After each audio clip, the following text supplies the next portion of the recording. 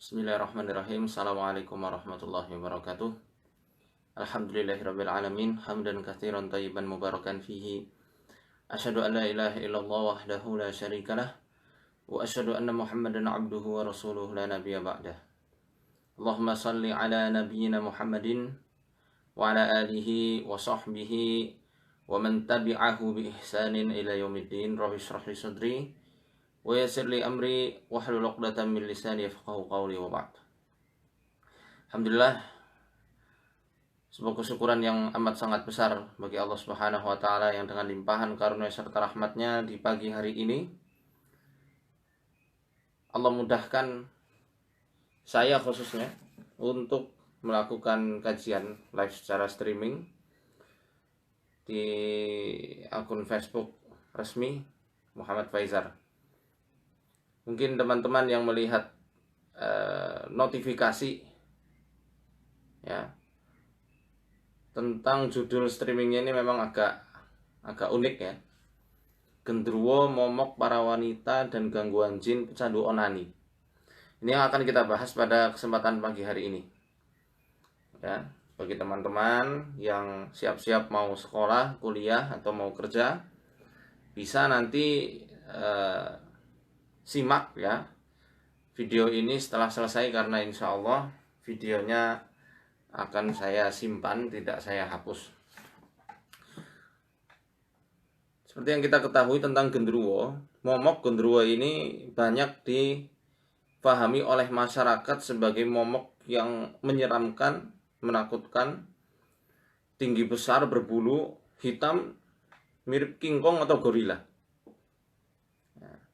Tapi kalau kita lihat dari referensi-referensi kepercayaan mitologi Jawa kuno, ternyata wujud gendruwo menurut kepercayaan orang-orang Jawa zaman dulu itu bentuknya tidak selamanya seperti yang digambarkan dan difantasikan oleh manusia di zaman sekarang.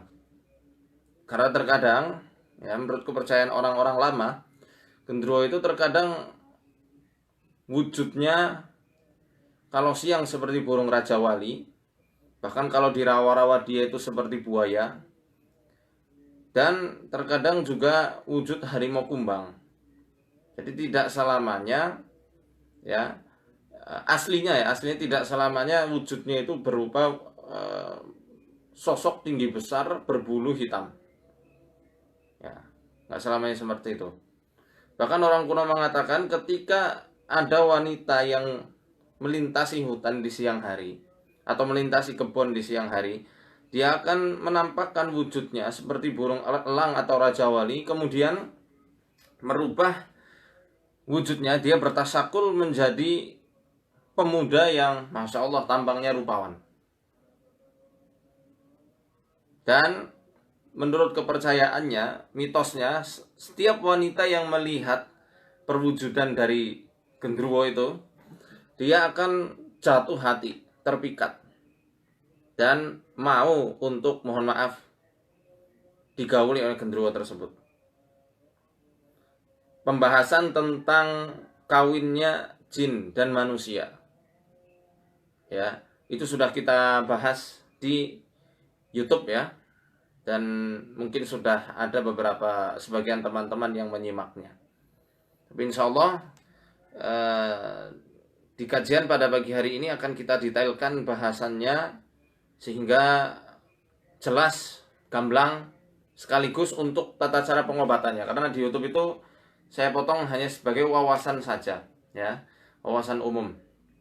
Untuk tim IT Arsada, mohon ini nanti diupload ulang dan diberikan logo Arsada. Saya nggak bisa memberikan logonya, maklum orang kampung. Baiklah, kita sudah pernah bahas ya bahwasanya bangsa jin bisa bertasakul. Tasakul tahu ya? Tasakul adalah malih rupa atau berubah bentuk, menyamar kepada wujud yang lainnya selain wujud aslinya. Dikatakan oleh Al-Qadhi Abu Ya'la Al-Husain Ibnul Farra, beliau adalah salah seorang ulama bermadhab Maliki, wala qudrata lisyayatini ala taghyiri anfusihim. Ya. setan tidak memiliki kemampuan untuk merubah bentuknya.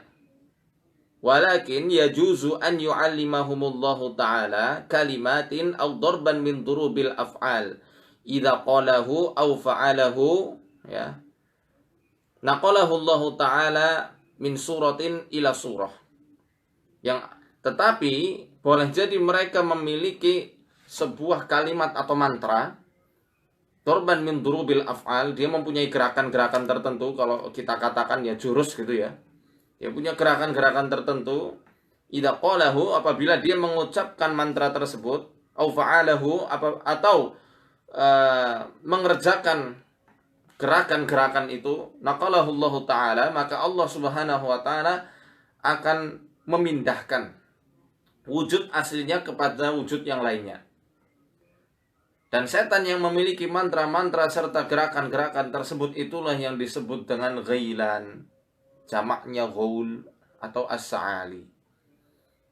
Ini saya ulangi saja ya, supaya teman-teman paham kenapa kok jin bisa berubah bentuk. Ya wajar, karena mereka ya diberikan ilmu sama seperti manusia. Bahkan ilmu yang tidak ada pada kita ada pada mereka. Dan ilmu yang ada pada kita tidak ada di alam mereka. Ini salah satu bentuk kebijaksanaan dan keadilannya Allah Subhanahu wa ta'ala. Ingat, yang bisa bertasakkul kebanyakannya adalah jin yang belajar, nggak sembarangan jin. Khususnya bertasakkul dengan wujud yang menakutkan atau menyeramkan.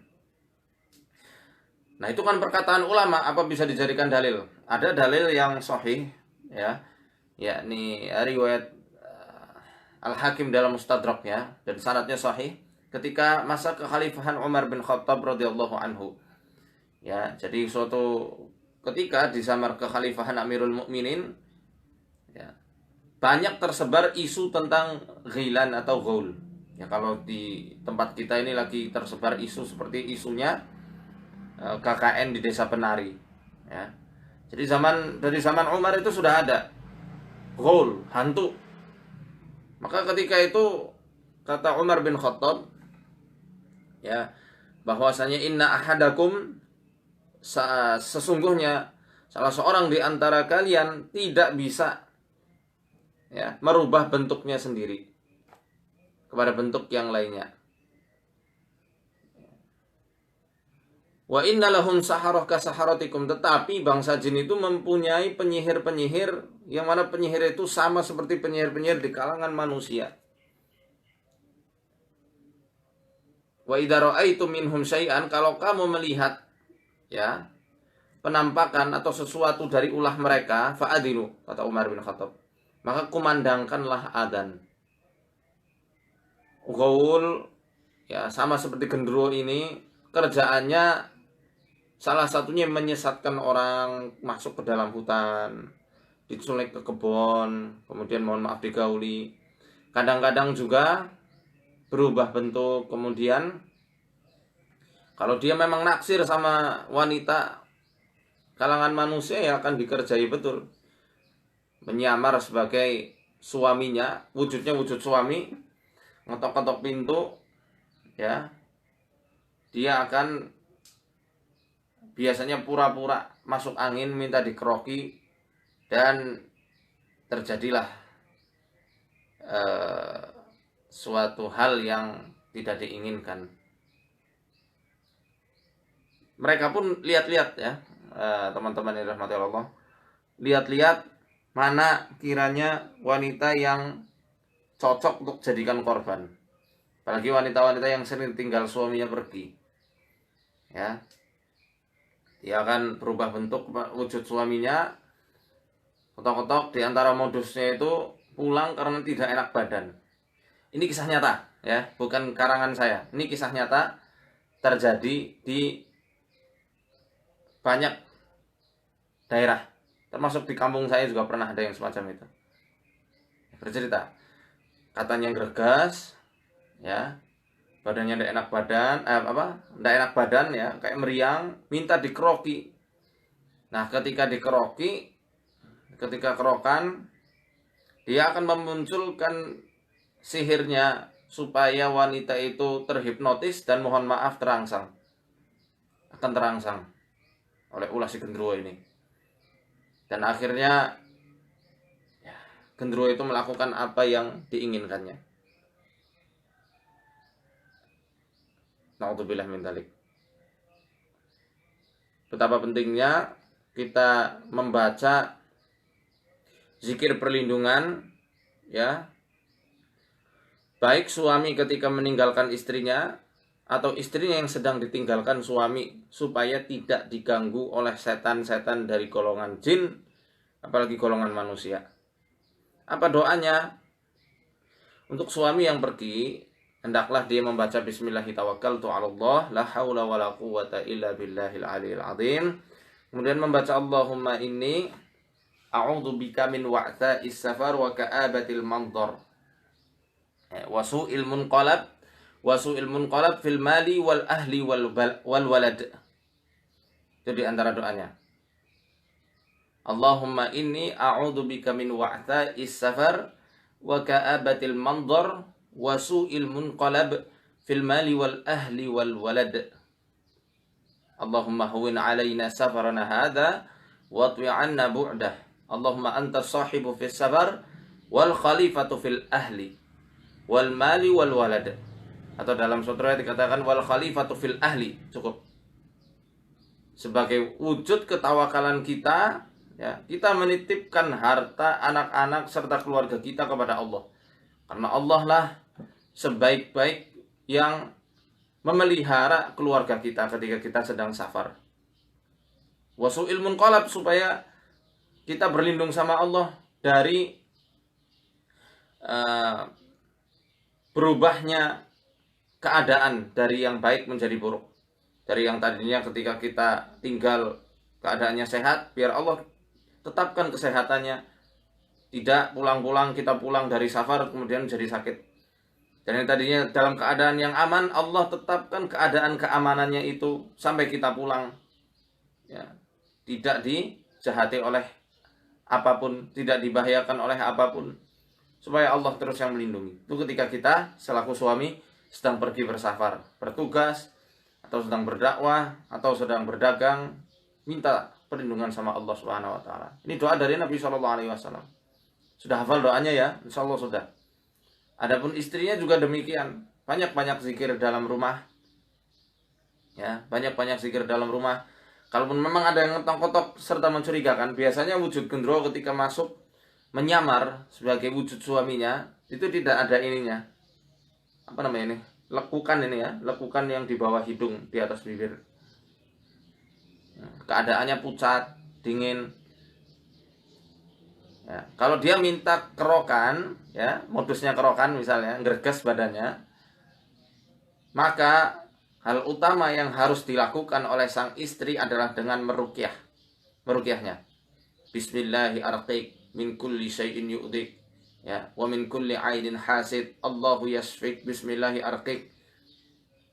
Kalau memang betul itu suaminya, niscaya tidak akan kepanasan atau kabur begitu saja. Nah, kalau kabur, kepanasan, atau bahkan menghilang seperti wujudnya asap, jangan ada yang takut.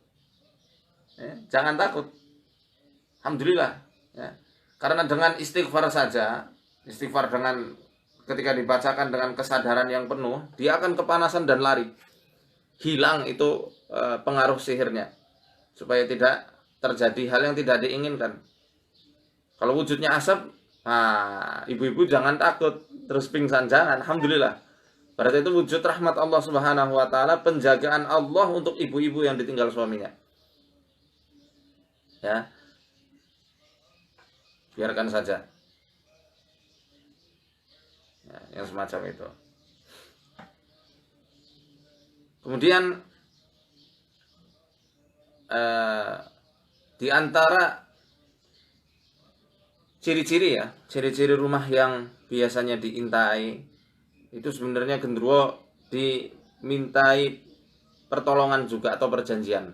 Biasanya oleh para sesepuh, ya, para leluhur-leluhur yang lama, supaya genderuwo itu menjaga, biasanya disuruh menjaga kebun, area perkebunan. Kemudian mungkin karena sudah lama, tanah sudah dibeli, setelah sekian tahun, sekian dekade, akhirnya dibangun rumah di bekas kebun tersebut. Ciri-cirinya mereka akan suka iseng dengan melempari atap dengan batu kerikil, ya, membuat lampu kelap-kelip yang tadinya normal kelap-kelip seperti kayak mau mati lampunya, atau dengan memecahkan piring satu persatu, piringnya digeser-geser sampai pecah, atau dengan memindahkan barang, kunci ada di meja tiba-tiba ada di dapur, ya, padahal mungkin di rumah itu tidak ada anak kecil, belum punya anak misalnya. Atau mungkin panci ada di dapur, tiba-tiba ada di kamar. Suka menggoyang-goyang ranjang. Kalau sudah seperti itu, sudah nakal, tidak bisa ditoleransi lagi. Maka sediakan garam krosok untuk ruqyah rumah. Sediakan garam krosok ya. Kemudian daun bidara 21-23 lembar. Boleh juga campur daun kelor segenggam. Nanti ditumbuk semuanya, tumbuk itu jadi satu, dicampurkan ke garam, dicampur juga minyak gaharu. Minyak gaharu kan baunya enak gitu ya, enak bagi kita, tapi bagi mereka itu menyebalkan ya, menyengat dan tidak membetahkan, bikin mereka itu risih. Di rumah sambil membacakan ayat-ayat ruqyah. Bisa dicatat ayat ruqyahnya Al-Fatihah, Al-Baqarah 1-5, ayat kursi, ayat Al-Baqarah 255-257. Kemudian Al-Baqarah ayat 284-286. Kemudian membaca doa untuk pengusir jin dari rumah. Doanya bisa antum dapatkan di kitabnya Syekh Wahid Abdul Salam Bali hafizahullah. Judul kitabnya Wiqayatul Insan Minal Jinni Wasyaiton. Nah, sudah diterjemahkan, judul besarnya Ruqyah, terapi gangguan jin dan sihir. Paling bagus meruqyahnya ketika asar. Jadi bacanya ketika setelah asar. Bismillahi amsayna billahi alladzi laisa minhu syai'un mumtani'. وبعزة الله التي لا ترم ولا تضام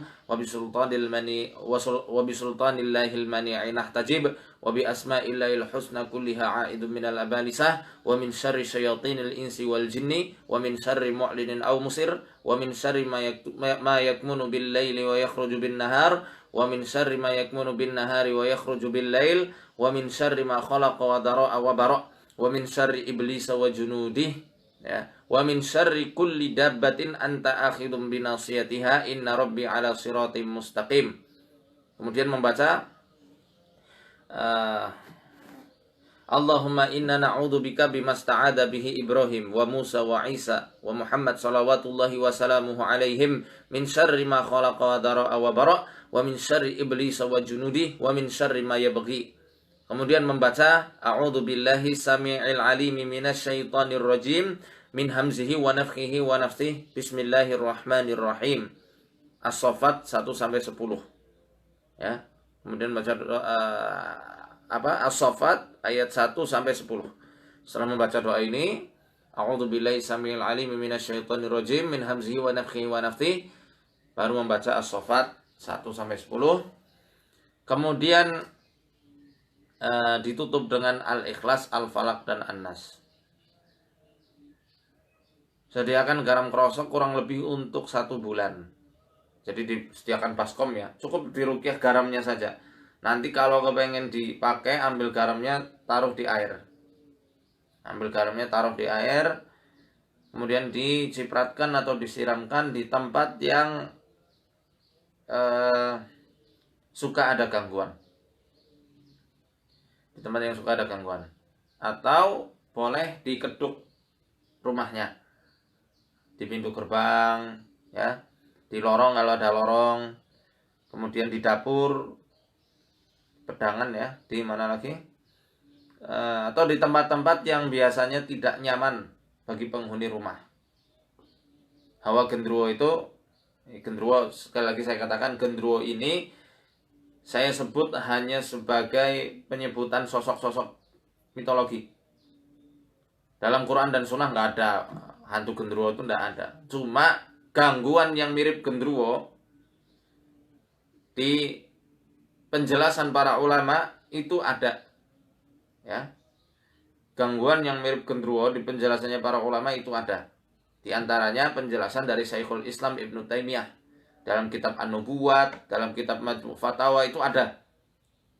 Ya, maka penyebutan ini bukan untuk nakut-nakutin, supaya memudahkan memahami, ya, supaya tidak ada yang salah paham. Ya, kemudian dikeduk digali sampai seukuran 1 siku dan disiram dengan air yang dicampurkan garam, bidara, kelor serta gaharu yang sudah diruqyah. Dilakukan paling bagus setelah asar. Sehari sekali saja cukup, ya. Sehari sekali cukup setelah asar. Ini yang saya dapatkan faedahnya dari Ustadz saya, ya, Ustadz Arif Rahman Hakim, Ustadz Musa Sungkar. Paling bagus ruqyah itu, ya, untuk gangguan-gangguan semacam ini adalah setelah asar. Kalau ada sumur lebih baik diruqyah sumurnya, karena biasanya perjanjiannya akadnya itu dengan menggunakan tanah atau tulang belulang, atau bisa juga dengan kepala hewan yang ditanam di bawah tanah. Maka diruqyah. Ya, udah nggak ada sesaji-sesaji lagi, udah kamu pergi, get out.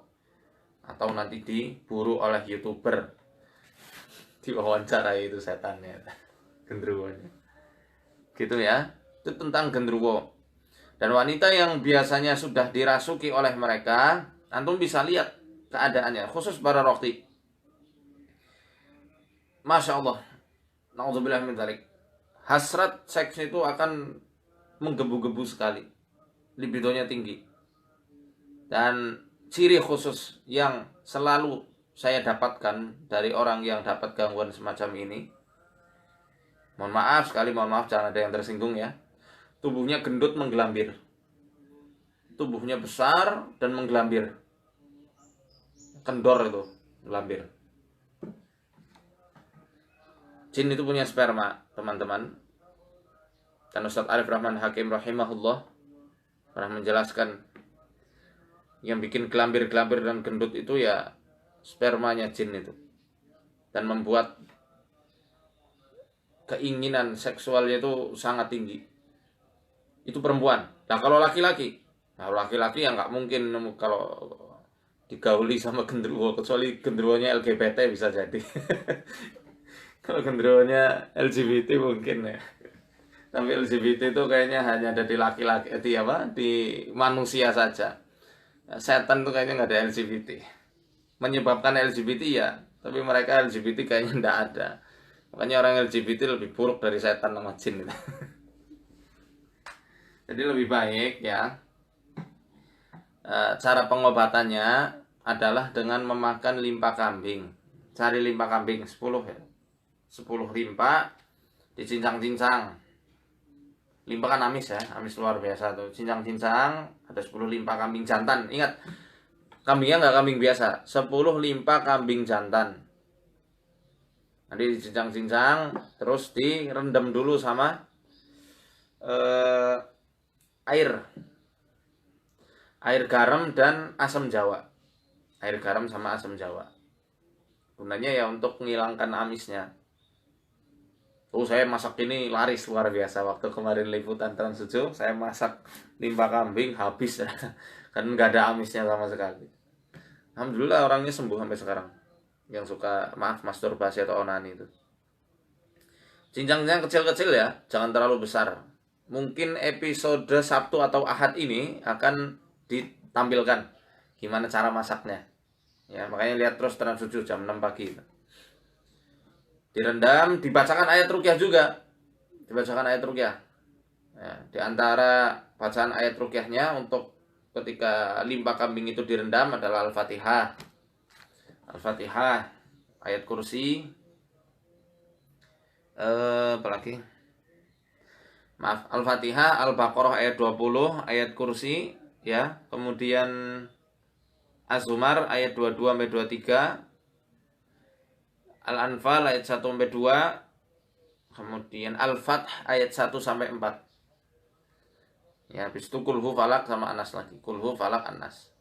Boleh juga ditambah Aqul nayana rukuni barda wassalaman ala Ibrahim, supaya memadamkan api syahwat dari orang yang diganggu itu. Nggak madamkan banget ya, tapi yang jelas memadamkan sifat berlebihan dalam hasrat seksualnya itu. Kemudian kalau sudah direndam, rendamnya berapa lama? Setengah jam lah, sampai bau amisnya hilang. Setengah jam cukup. Setengah jam direndam, habis itu diambil, ya. Diambil satu persatu aja. Kalau mau makan diambil, kemudian digoreng. Goreng, dijadikan lauk pauk biasa. Pakai kecap boleh, pakai sambal boleh, terserah sesuai seleranya. Makan pakai nasi boleh, makan pakai roti ais boleh. Nah, setiap hari selama 10 hari. Selama 10 hari, ya. Insya Allah nanti akan meredam itu gangguan-gangguan dari jin yang membuat Anda suka onani, masturbasi, ya. Ingat, hati-hati. Yang sering masturbasi, jangan-jangan ada gendruwo di belakangmu. Laki-laki yang suka onani, mungkin nggak gendruwo, istrinya gendruwo apa? Kalong wewe. Tahu kalong wewe itu yang suka katanya nyulik anak kecil itu. Naudzubillah min dzalik, ya. Intinya jin perempuan itu juga kadang menggauli laki-laki sama seperti jin laki-laki yang menggauli perempuan dari bangsa manusia. Jadi sebenarnya cerita di KKN Desa Penari itu ya sebagian kecil ada benernya, sebagian kecil. Di antaranya kisahnya Bima yang sedang menikah sama siluman ular badawar, siapa namanya, lu susah namanya, badarui siapa namanya lupa saya. Ini siluman ular itu ya, katanya dilihat oleh Nur yang katanya anak indigo itu nikahnya dengan cara, mohon maaf, onani. Itu memang betul, ya, itu memang betul seperti itu. Cara di antara cara setan mengawini manusia ya, mohon maaf sekali, dengan onani atau masturbasi. Makanya stop kebiasaan itu, ya. Dengan apa? Banyak kok caranya. Bisa pakai limpa kambing, bisa dengan olahraga. Biasanya suka onani itu kan ya karena pertama karena jomblo, ya. Kedua karena apa? Memang harus dikeluarkan yang namanya sperma itu setiap bulannya itu. Kan mungkin kalau umur-umur kayak saya masih 20-an itu setiap hari idealnya berhubungan sama istri. Lah antum yang belum punya istri masa harus sama pintu? Saya doakan ya, semoga cepat dapat istri yang yang solehah, ya, yang perempuan juga cepat dapat suami yang soleh. Amin. Supaya Allah mudahkan dalam ketaatan dan dijaga dari gangguan-gangguan jin semacam ini. Itu ya diantara pengetahuan pada pagi hari ini. Dan kemarin sudah saya bahas tentang pernikahan jin sama manusia. Itu dibenarkan sama Syekhul Islam Ibnu Taimiyah. Waqad yadana kahul insu wal jinnu wa yuladu bainahuma walatu hadza katsirun ma'ruf. Waqad yadana kahul insu wal jin. Ya. Jin dan manusia itu sudah saling menikah. Sudah saling menikah. Satu sama lainnya itu kadang mengawini. Manusia kawin dengan jin, jin kawin sama manusia. Ada yang di alam mimpi caranya, ya. Ada yang langsung di alam nyata. Kalau di alam mimpi ya mohon maaf, sering dibuat mimpi basah setiap malam, atau bahkan ketiduran sedikit langsung mimpi basah. Itu betapa tersiksanya itu. Dan ini nyata terjadi waktu saya di kantor. Saya waktu itu masih kelas 5 KMI. Dan yang kena semacam ini adalah kakak kelas saya, kelas 6. Dicintai sama jin karena memang dia orangnya cakep. Masuk kamar mandi tidak baca doa. Dan kata Ustadz saya, Ustadz Lutfi Andriansa, hobi bersiul-siul di kamar mandi. Mungkin jin perempuannya ngira, oh ada artis K-pop sedang konser di kamar mandi. Akhirnya dia suka, dia naksir, masuklah itu. Sepele, ya urusan sepele tapi bisa menjadi besar. Karena sunnah Nabi Shallallahu Alaihi Wasallam tidak ada yang namanya sepele dalam sunnah Nabi. Untuk para thalibul ilmi, orang yang sudah belajar tentang ilmu, yang namanya sunnah bukan lagi perkara antara boleh dikerjakan atau tidak dikerjakan. Ya. Tetapi para ahli ilmu, kalau sudah perkara sunnah adalah masalah rugi atau untung. Kita tahu bahwasanya amalan itu sunnah tidak dikerjakan, ya rugi kan? Tapi beruntung kita sudah diberikan ilmu sama Allah Subhanahu wa taala kemudian mengerjakan. Sudah bicaranya masalah untung rugi, bukan masalah boleh atau enggak. Ya, boleh dikerjakan atau tidak dikerjakan. Baca doa. Sudah pada hafal kan doa masuk kamar mandi? Allahumma inni a'udzubika minal khubusi wal khaba'is. Boleh juga baca bismillah sebelum masuk kamar mandi dengan niat melepas baju ini supaya aurat kita dijaga oleh Allah dari penglihatan bangsa jin.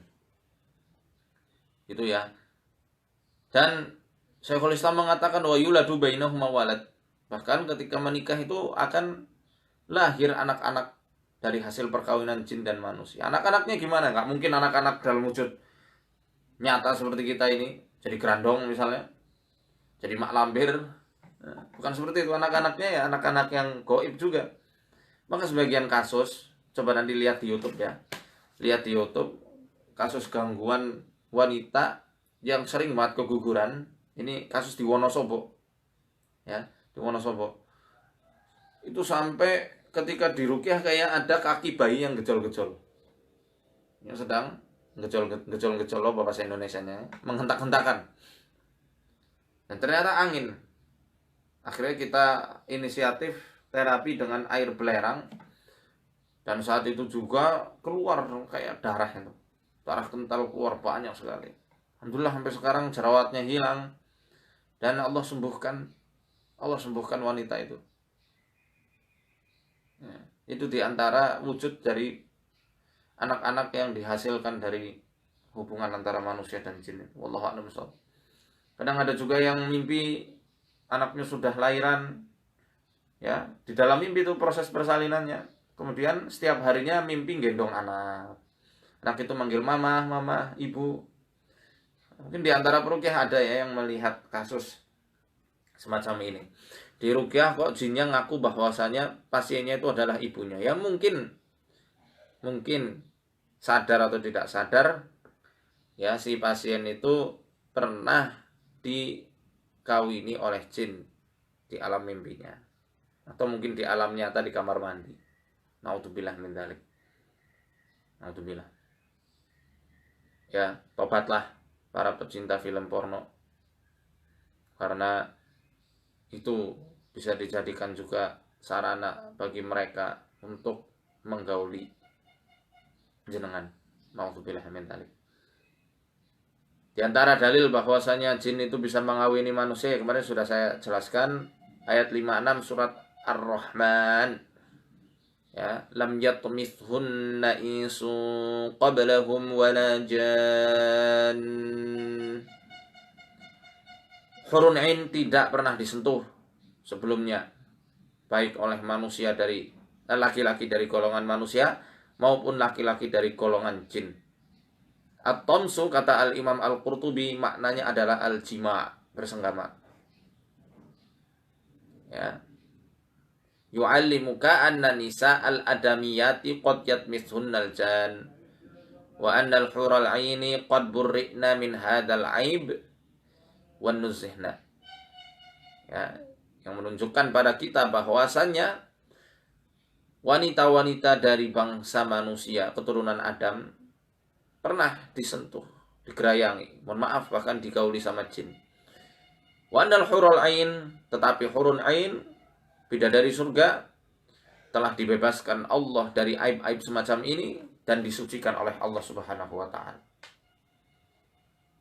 Ya. Ya. Silahkan kalau ada yang mau bertanya atau konsultasi, saya buka. Mumpung saya ada waktu. Silahkan.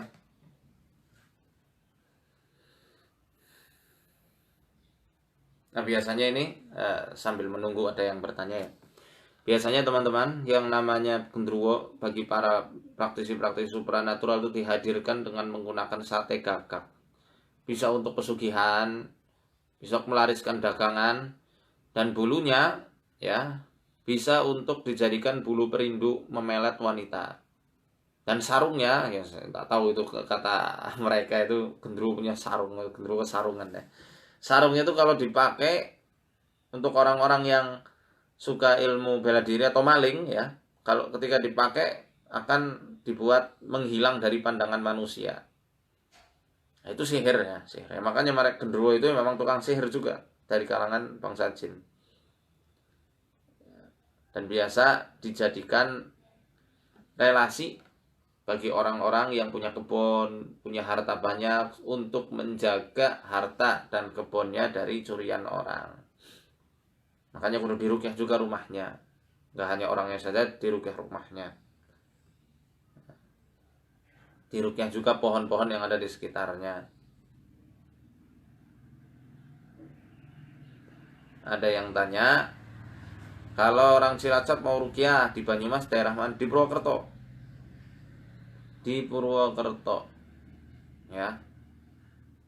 Nomor admin Arsada Al-Fatah 0896 80511 0896 80511 Daftar dulu ya.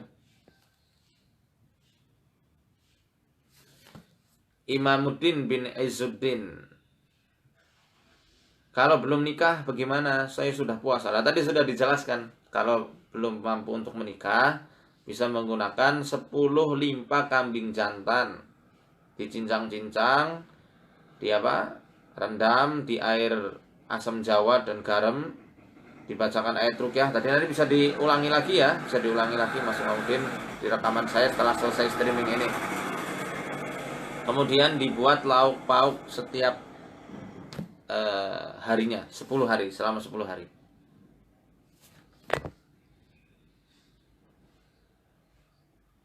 Ade Bayu Kendran, Ustadz sebenarnya jin itu baik atau jahat sih? Ya tergantung, sama kayak manusia ya Mas. Sama kayak manusia, ada yang baik, ada yang jahat. Itu dijelaskan juga sama Allah dalam surat Al-Jin. Ada jin yang baik gak mungkin dia ganggu-ganggu manusia. Dan gak mungkin juga menawarkan diri sebagai khodam atau pelayan atau pembantunya. Tidak mungkin, walaupun dia ngaku jin Islam akan paham syariat bahwasanya haram hukumnya untuk menjadi khodam pembantunya manusia, karena bisa menjuruskan manusia kepada kesyirikan. Ya, loh Syekhul Islam kan membolehkan minta tolong sama jin. Ya, kalau antum baca kitab-kitab Syekhul Islam Ibnu Taimiyah akan paham bahwasanya intinya beliau pun ya menjelaskan bahwasanya minta tolong sama jin adalah haram dan banyak madharatnya. Apalagi ulama-ulama Syafi'iyah, sangat tegas sekali. Habib Abdurrahman Al-Masyhur mengatakan minta tolong sama jin termasuk bagian dari penyihir. Mahfud Abu Fadl Senori mengatakan minta tolong sama jin juga haram hukumnya, tidak boleh. Syekh Mutawali Asy'arawi, salah seorang ulama sufi, mufasir, ulama dari Mesir, Al-Azhar Mesir, beliau juga mengharamkan dan mengatakan bahwasanya itu adalah kesyirikan. Ya, kesyirikan.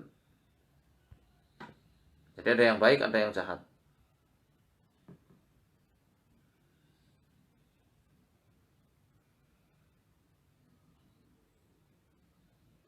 Kalau dalam rumah suami istri sering cekcok, apa ada gangguan semacam itu, walaupun hal sepele bisa bikin ribut. Iya, biasanya ya ini dari Bu Rina.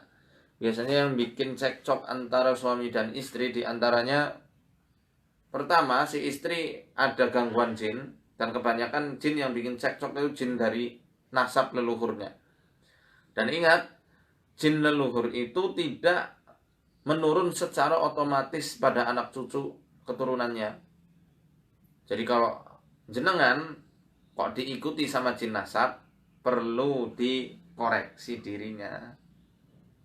baik kebiasaannya, baik sifatnya, karakternya, kebiasaan hidupnya. Ini sudah saya tuliskan secara lengkap di buku saya, judulnya Risalah Pelebur Jin Leluhur. Sedang diedit dan insya Allah naik cetak bulan ini. Nanti akan saya umumkan kalau sudah dicetak dan diterbitkan, supaya paham, karena penjelasannya lumayan panjang. Intinya itu secara umum, kalau sering cekcok walaupun hal sepele, berarti entah suami atau istrinya, coba diruqyah. Kalau saling meruqyah antara suami dan istri itu bagus, ya. Tapi apakah itu pasti ulah gendruwo? Belum tentu. Ya, gendruwo ini kan ulah dari jin luar, ya, jin luar yang masuk, atau mungkin gendruwo yang pernah dimintai pertolongan dengan perjanjian khusus dengan leluhur jenengan, ya. Kemudian akhirnya gendruwo itu memicu permusuhan antara suami dan istri. Itu nanti biasanya tipe ciri-ciri orang, khususnya wanita yang dirasuki atau diikuti sama gendruwo, seringnya gatel-gatel luar biasa tuh kulitnya. Dan bau keringatnya, bau luar biasa, langu. Ya. Gitu.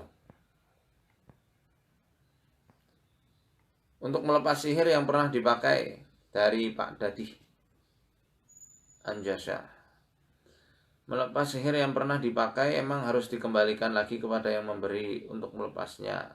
Sihir, rafal, sama makan. Maksudnya gimana ya? Nah, Anda harus, ya kalau misalnya Anda diberikan jimat, diberikan susuk, keluarkan saja, nggak usah dibalik-balikan ke orangnya. Ya, niat tobat sama Allah dan hancurkan semua sinyal-sinyal yang menjadi sumber sihir itu. Kalau dimakan ya tinggal didetoks pakai daun gandarusa bisa, daun sirsak bisa, pakai alpukat, kopi, madu juga bisa, apel malang dengan minyak zaitun juga bisa, ya, tergantung.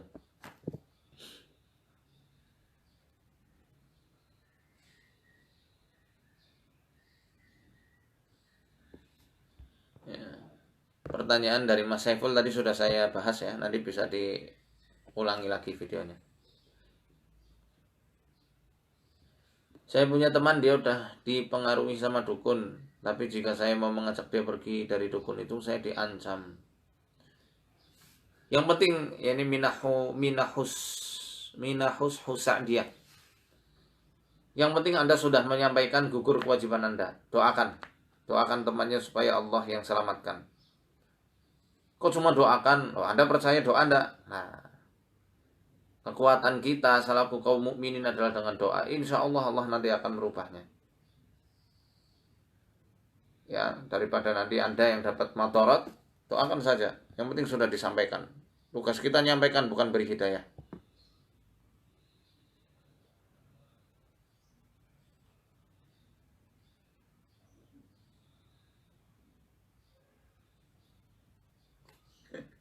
Kalau ceramah di masjid, jangan di Facebook. Lucu aja.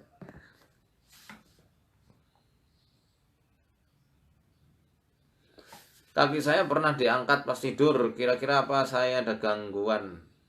Apa saya digangguin oleh mereka? Atau mereka memang ingin membantu saya? Kalau diangkat itu sudah mengganggu. Busamara wa barokah. Kalau sudah sampai diangkat, mereka sudah ganggu. Nggak mungkin membantu. Ngapain membantu ngangkat kaki? Nggak ada kerjaan. Itu sudah usil itu. Iseng ya. Ya, jadi diruqyah juga, Anda diruqyah ya, kemudian kamar dan rumahnya juga diruqyah. Caranya bisa disimak lagi nanti ketika sudah selesai streamingnya. Dari Bu Dewi Listiono, Ustadz, ada bagian ulu hati selalu nyeri dan rasa cemas. Coba dicek kesehatannya ya. Saya nggak bisa memprediksi kalau nggak lihat langsung. Mungkin juga masalah kesehatan. Dan biasanya masalah asam lambung yang tinggi itu juga bisa menyebabkan ulu hati sering sakit dan rasa cemas berlebihan.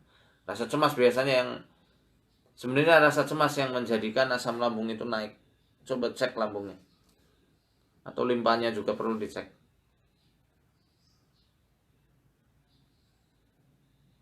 Dari Tri Ramadhani, Ustaz, saya pernah gangguan jin nasab, tapi sudah tuntas pengobatan. Kemudian kemarin ketemu dengan seseorang mengatakan masih ada yang ngikutin di belakang saya.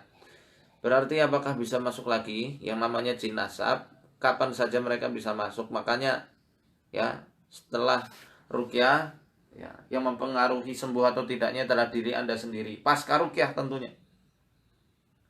Kalau di ruqyah masih sama saja, tidak hijrah 100%, ya nanti bisa masuk lagi. Makanya setelah ruqyah hijrah 100%. Ya. Hijrah ini bukan hanya sekedar penampilan, hijrah dengan penampilan yang syar'i. Hijrah i'tiqadiyah. Kita juga hijrah secara i'tiqad, akidah kita yang tadinya mengatakan jin itu kuat. Kita katakan jin dulu mah. Secara hakikatnya mereka itu lemah. Inna kaida syaitani kana dha'ifa. Inna ibadi laisa laka 'alaihim sultan illa man ittabaka minal ghawin. Sungguhnya kamu nggak punya kekuasaan atas hambaku kecuali mereka yang mengikutimu dari golongan orang-orang yang sesat. Kita yakin Allah yang maha melindungi, ya, maha melindungi dan akan menjaga terus ketika kita teguh di jalan tauhid dan mengikuti sunnahnya Nabi Sallallahu Alaihi Wasallam.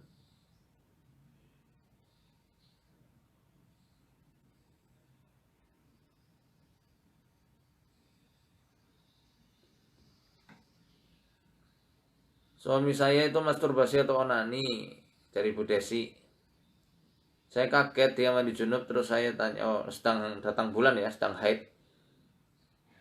Katanya mimpi berhubungan dengan saya. Lah ya itu karena lagi berhasrat, Bu. Ya jadi jangan semuanya disandingkan sama jin saja. Mungkin beliau berhasrat sudah nggak kuat ketimbang jajan di luar. Mungkin akhirnya kepepet. Ya, bisa jadi mimpi berhubungan sama ibu. Atau mungkin karena kepepet akhirnya jadi onani ya. Mungkin saking besarnya hasrat dan tidak bisa disalurkan kemana-mana lagi. Memang ada ulama yang mengatakan onani itu makruh, ya. Ada yang mengharamkan, Imam Syafi'i mengharamkan penuh, tapi ada yang mengatakan makruh. Ya, makruh diantara makruhnya gimana ya? Ketika sudah benar-benar kepepet banget, misal ibu datang bulan, beliau sudah berhasrat, mungkin sedang tugas keluar kota, pulang-pulang istrinya haid misalnya, tidak bisa menyalurkan itu. Daripada jajan di luar, akhirnya melakukan hal yang demikian. Atau mungkin dengan puasa, kalau kuat puasalah, puasa. Atau kalau sudah puasa kok masih begitu saja, ya mungkin makan limpa kambing. Atau nggak usah pakai limpa kambing, ya. Nah kalau nggak pakai limpa kambing, pakai apa? Nikah lagi. Tambah istri saya supaya bisa kondak-ganti cadangan itu ya. Saya bercanda tapi serius. Apa perbedaan mimpi basah yang dari gangguan sama mimpi basah alami? Apa semua mimpi basah itu termasuk gangguan jin? Sebenarnya ada hadis, cuma saya belum cek riwayatnya ya. Saya pernah baca bahwasanya ihtilam itu minasyaiton. Ihtilam itu dari setan. Ihtilam itu mimpi basah. Apalagi kalau mimpi basah itu sering-sering. Tapi kalau mimpi basah hanya sesekali, ya insya Allah bukan bagian dari setan. Mungkin karena itu saya katakan, karena gejolak, ya, gejolak cairan yang ada di tubuh harus dikeluarkan. Kalau tidak bisa dikeluarkan, akhirnya mimpi basah, itu wajar. Cara membedakannya gimana? Yang dosa dibeda-bedakan. Nah, yang penting, ya, yang penting ketika itu, ya, kita rajin ruqyah mandiri, baca zikir pagi petang. Ya, kalau dari jin itu benar-benar kayak nyata luar biasa dan sangat sering terjadinya. Hari ini iya, besok enggak, besoknya lagi iya, selang-seling. Kadang ada yang setiap hari, kadang setiap waktu, gitu ya.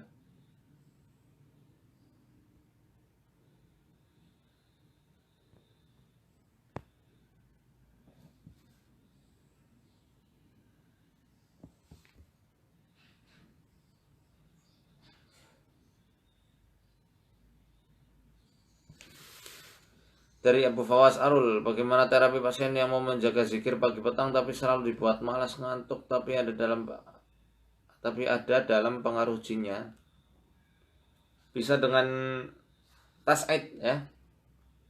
Dengan tas'id meneteskan cairan habatus sauda ke dalam hidungnya. Kemudian bisa juga diterapi untuk mandi setiap sebelum subuh. Mandi dengan air dingin dikerucuk dari kepala ya, keramas.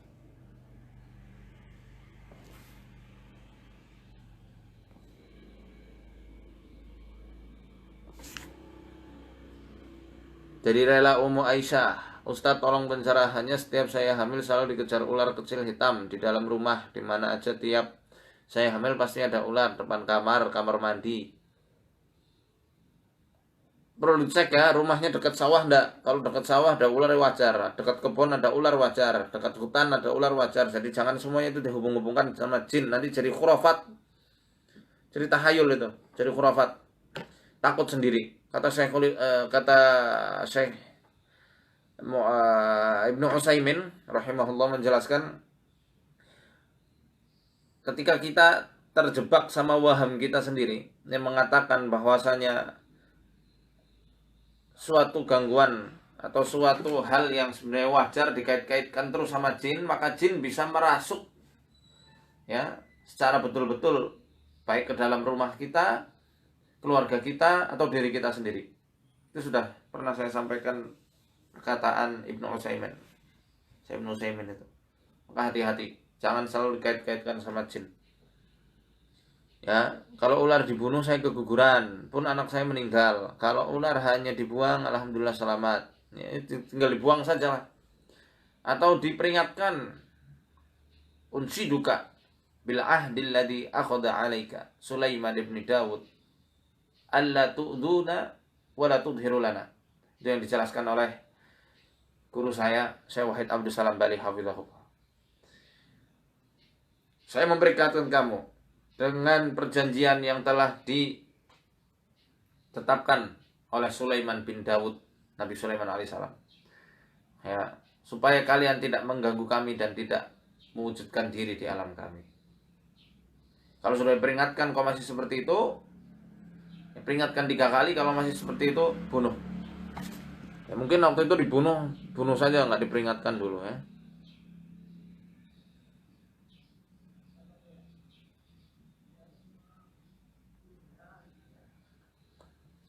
Sudah jam 6. Ya, saya rasa cukup bagi pertanyaan yang belum dijawab. Insya Allah mungkin besok pagi akan kita adakan live streaming juga,